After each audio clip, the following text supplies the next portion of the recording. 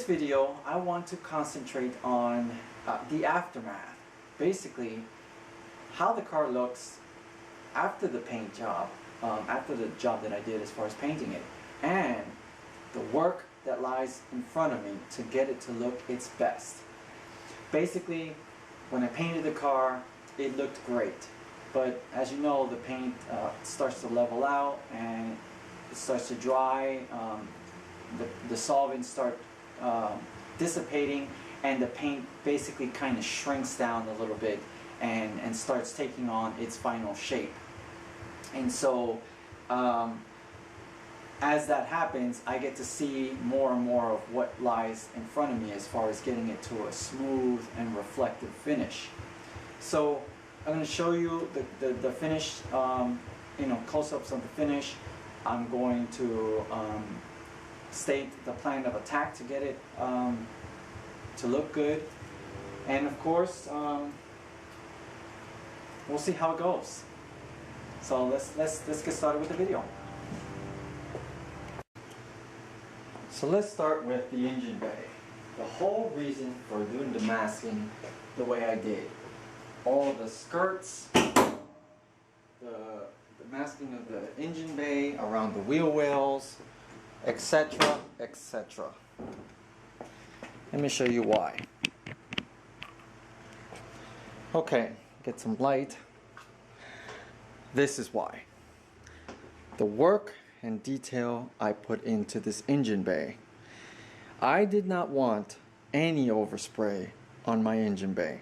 So masking of everything the way I did was definitely worth it.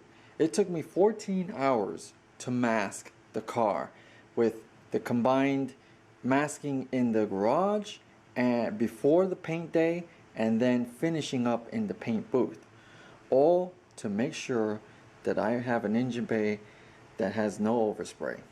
I figured spend all that time masking before the paint job so that after the paint job I spent no time cleaning up. And that's exactly what happened.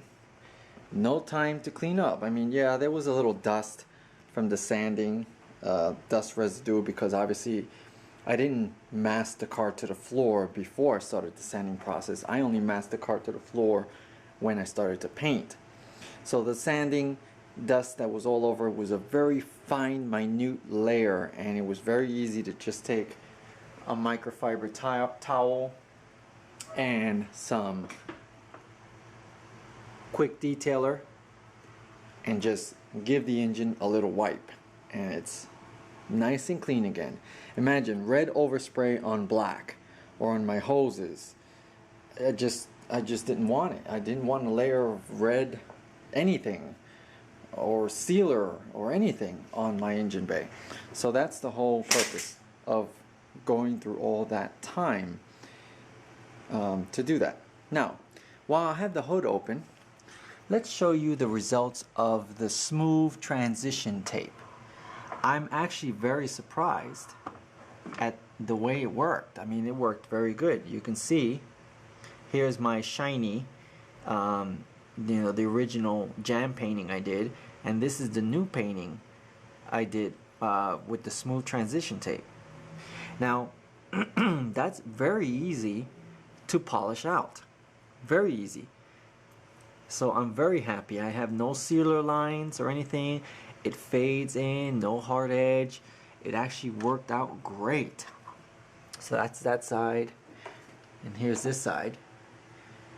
So all I need to do is give it a little bit of a buff and it blends right in. I'm so happy with the results of the smooth transition tape. Very happy with it. So that worked like a charm. Of course, I had problems putting it on because my smooth transition setup kept breaking on me, but in the end it worked out. So that was a big major plus. So let's show you the way the paint looks. We'll start back here because this is where all the lights are. So now you see my fluorescent light bulb and you see all the orange peel. That's pretty much throughout the car. And I have little little dirt nibs, you know, around the car. There's one there. So over here, there's another one there. So in various parts, I have little dirt nibs. Now the tops of the car came out a little bit better. So let's see. You can kind of see. Let's go to the roof where there's more light. So there's the orange peel for the roof. So you can see that there. And for the hood, which is my favorite part, a lot less orange peel. And you can kind of see the metallics in the paint. So, and then of course, you know, like right there, there's a little dirt nib. So that's pretty much throughout the whole car. And that is why I wanted to spend the time to put 4 coats of clear on the surface. Now, the very worst part, and I don't know why, but the very worst part of the whole orange peel situation is the front here. You can see the orange peel. But then, with all that orange peel, you know, I shouldn't have any fear because I'm going to cut and buff. So I did start the 1500 buffing, and I spent maybe about 5 to 7 minutes. And it's just pretty much surface orange peel, you can see, and smooth. So when I buff that out and get my shine back, it's gonna look nice and flat. It's gonna give me a very good reflection. And so that's the whole point in putting multiple layers, because I knew that if I can put 4 coats of clear and shave off a coat, if that, with the cut and buff, I still have 3 coats of clear on the car. And for areas like here, it's not going to take much to flatten that out. So let me show you the supplies needed to, or at least what I'm going to be using to cut and buff. Basically a bucket of water with just water and no soap, because I don't want the, you know, when I'm sanding, I don't want it to be all slippery. I do want to hear the sanding process as I'm doing. If you refer back to one of my videos of the cut and buff, I like to hear what I'm doing as I'm sanding. So I don't put soap in my water. There's my 1500 grit sandpaper, and I'm using a McGuire's glazing pad, basically, because it's pretty much, it's flexible, and so that's what I'm using to do the cut and buff. And here's another one. I'm using a second one. A second one here. There it is. It's a mirror glaze, McGuire's mirror glaze. I'm using a second one as a squeegee, so when I do the cut and buff, I can basically squeegee all the water off of it as I'm working. So the other things I need as far as or at least supplies, as far as supplies is, here's the sandpaper, 1500 grit, 3M, and I also got some 2000 grit. I will be finalizing it in 2000 grit before I'd start bringing back the shine. I got a new wool pad. I got a medium cut pad. It's a foam pad. And I got a final finish black pad. I also went ahead and bought myself a tiny kit. So it has a wool pad, a medium cut pad, and a black pad. And the reason why I wanted these little ones, is because, like for areas like here, can't put that 8-inch pad, doing that. So with this one, I can pretty much sand those little areas,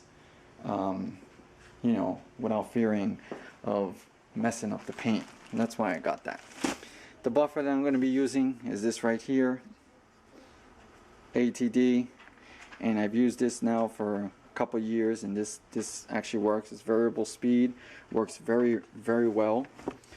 so I'm very happy with it. I bought this from the paint shop that I actually, you know, where I actually get all my paint supplies. So it has been doing a great job so far. You'll need plenty of light, so I picked up one of these. I've had this for a couple years now, but you'd want to make sure that you have plenty of light so that I'll turn it on. When you're doing the cut and buff, you know that when you're buffing it, when you're cutting it, it's gonna get dull. But as you're cutting, the light will reflect all the little imperfections because it'll still be shiny, because you know those are actually like dimples. So when you have a lot of light, it's gonna help you get that flat finish, because you can see there, it looks like little stars.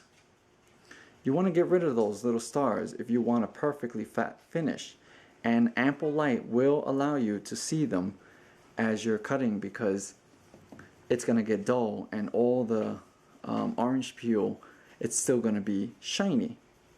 When you have the whole panel dull with none of those little stars, at least that's what I call them, stars, those little shiny spots, then you got a perfectly flat finish so that you can start buffing it out and bring it back to shine. So that's what those are the tools I like to use as far as you know, for the cut and buff process. Always have plenty of clean water. Have your pad with plenty of sandpaper. And what I like to do is I take the sheets of sandpaper, and because they kind of work with the glazing pad that I'm using, and I basically cut them in half. And so I'll show you why. Basically, when you cut it in half, it's exactly the same size as your pad. And then what you do is you pretty much wrap the pad with your sandpaper, and each sheet will give you 2 sheets. So when you buy a pack comes with 5 sheets. So total, each pack will yield 10 sheets. So that's what I have in front of me as far as getting this car to look its best. I gotta do a cut and buff, and with all the coats that I have on there, it should be quite a treat and it shouldn't have any problems. I mean, from here it looks great, but when you get close, you see the orange peel. Of course, on the hood there's not that much, but nonetheless there is orange peel all over the car. Now the side pieces, they came out pretty good, and these most likely I'll just polish them. I'm not going to cut and buff. I'm not going to cut before buffing. I'm just going to buff it out. And same thing here. Just going to polish it out because they look very nice. They just need a little buffing. So that's pretty much it. That's the aftermath of the paint job. It's been 2 days since I painted it, and so I just wanted to do this now just to see how it'll come out, because it was kind of bothering me. But now that I see that it'll come out really nice, I'm very confident that the car is going to look pretty decent after I do the cutting process. So before I can put everything on, the trim pieces, the handles and things like that, I need to definitely finish off the paint. And the fun part is, or the great thing is about this, is that it's the detailing work. And I like to detail. So this is going to be a lot of fun. A lot of work, but a lot of fun. Transforming this paint job into a great paint job. Hope you enjoy. Thank you for watching.